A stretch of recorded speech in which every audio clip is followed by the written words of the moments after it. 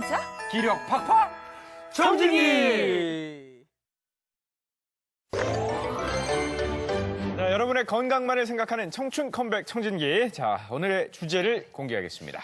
예, 이곳은요, 한번 문턱을 넘었다가는 지갑을 탈탈 다 털려서 나오고요. 근데 그런가요? 문제는 예. 참아야지 그러고 차일피일 미루다가는 더 큰 일이 벌어지는 곳입니다. 아마 다들 예상하셨을 것 같습니다. 바로 예. 치과인데요. 예, 그래서 오늘 치아의 고민을 완벽하게 해소시켜줄 분을 정말 어렵게 특별히 모셨습니다.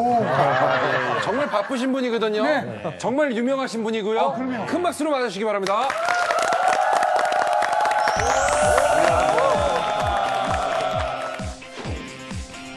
오늘은 앞치마 두른 셰프가 아닌 의사로 돌아왔다. 청진기 치과 주치 홍지호. 이거 많이 뵙던 분인데. 그러니까요. 제가 저 자리에 앉아 있어야 되는데 여기 서 있으니까 너무 어색하네요. 괜히 파도 쓸어야 될 것 같고 대추도 썰어야 될 것 같고. 네. 그래도 오늘 다른 사람 같아요. 드디어 제 본업으로 돌아왔습니다. 본업이요? 그리고 사실 치과 얘기를 좀 제대로 한번 들어보고 싶다라는 사람들도 많았고 네네. 저희도 궁금했거든요. 예, 예. 시원하게 얘기해 주시기 바랍니다. 시작하기 전에요.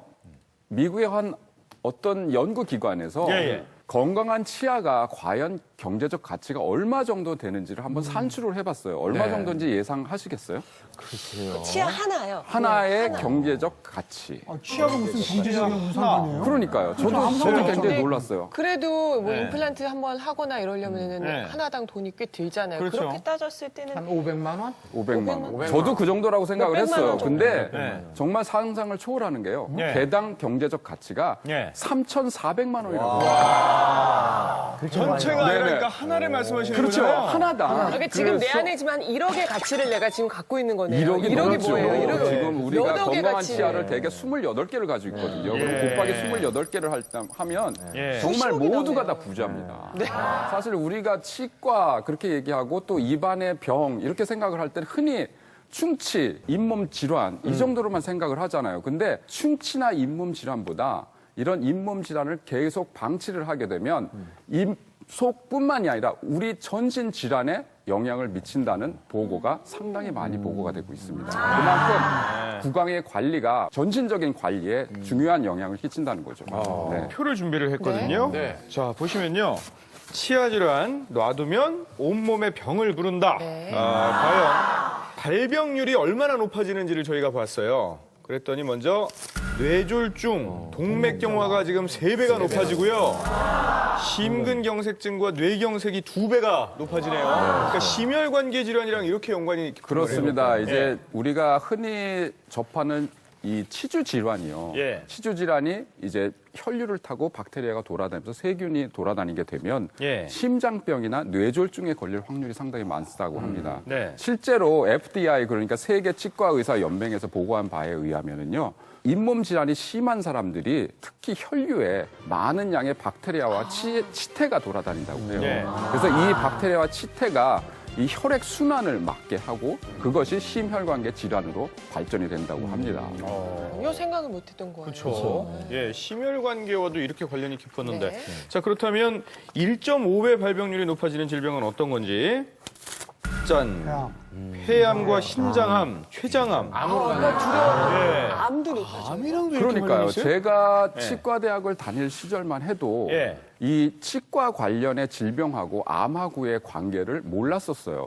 근데 최근에 와서 이제 연구 결과가 속속 발표가 되는데 예. 일본의 나고야라는 그 암센터에서 예. 5,240명의 암 환자를 대상으로 조사를 한 게 있습니다. 그 예. 조사에 의하면은 그 암 환자가 치주 질환과 같은 이런 세균성 염증에 의해서 치아가 빠진 사람, 한 개라도 빠진 사람하고 그렇지 않은 사람하고 비교를 했을 때 예. 폐암의 발병률이 54%가 늘어나요. 그렇게 많이 높아져요. 네, 그러니까 이 치아 주위에 있는 세균이 예. 암의 발생에도 연관이 있다는 거죠. 다 이렇게 치아와 관련이 있다는 건 전혀 몰랐거든요. 남아있는 게 뭐가 있을까요? 저 이 정도면 뭐 몸에 생길 수 있는 병은 다 걸리는 것 네네네. 같은데 2배가 높아지는 질병입니다. 네, 2배가 높... 치매와 당뇨. 와. 네, 맞습니다. 이 치매하고 당뇨는 사실 입안이랑 상당히 관계가 깊어요. 그러니까 네. 당뇨가 심한 사람들은 치아에 잇몸 질환이 굉장히 쉽게 걸리고 또 치아도 잘 빠지게 되고 이런 거인데 치매는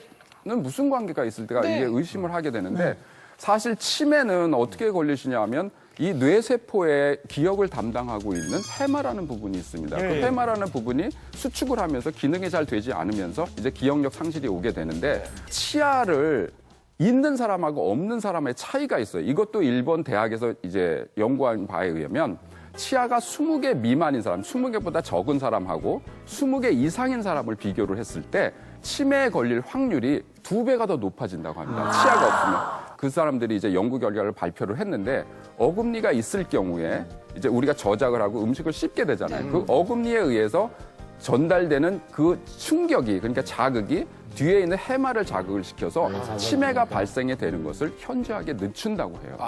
그렇기 때문에 치아가 있고 없고에 따라서 치매 발생률이 2배 가까이 이게 차이가 난다고 합니다. 네. 저는 사실 예. 저희 어머님이 예.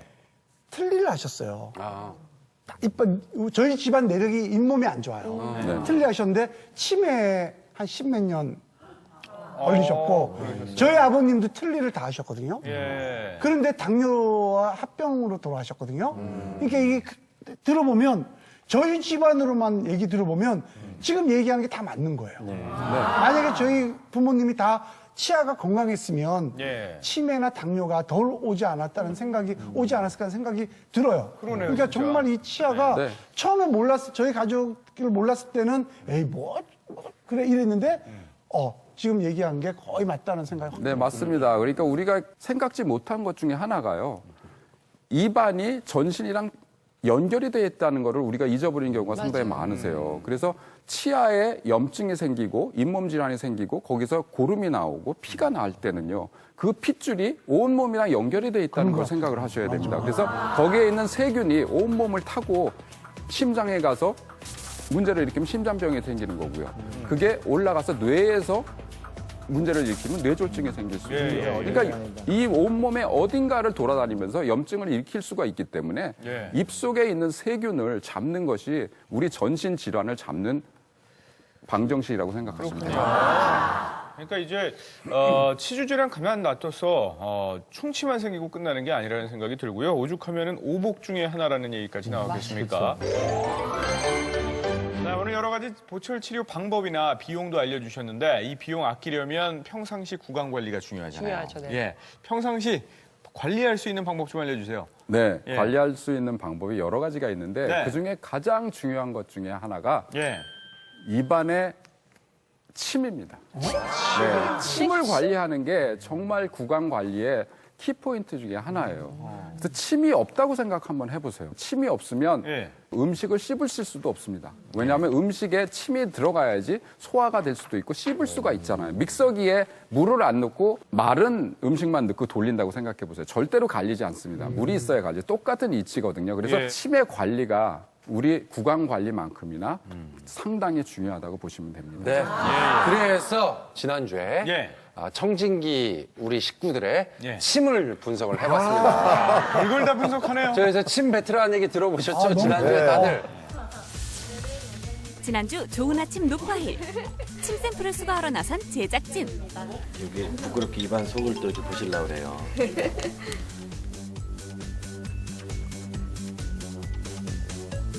내 입안은 나를 위해 있는 게 아니야. 우리 별이를 위한 입이기 때문에 완전 청정구역이지. 백두산 천지처럼 너무너무 깨끗하지. 장담한 대로 입속이 깨끗할지. 청진기 가족 4사람의 침 샘플 수거 완료. 수거한 침 샘플을 연구소로 옮겨 본격적인 검사를 진행했는데 과연 침에는 어떤 균들이 들어있을까?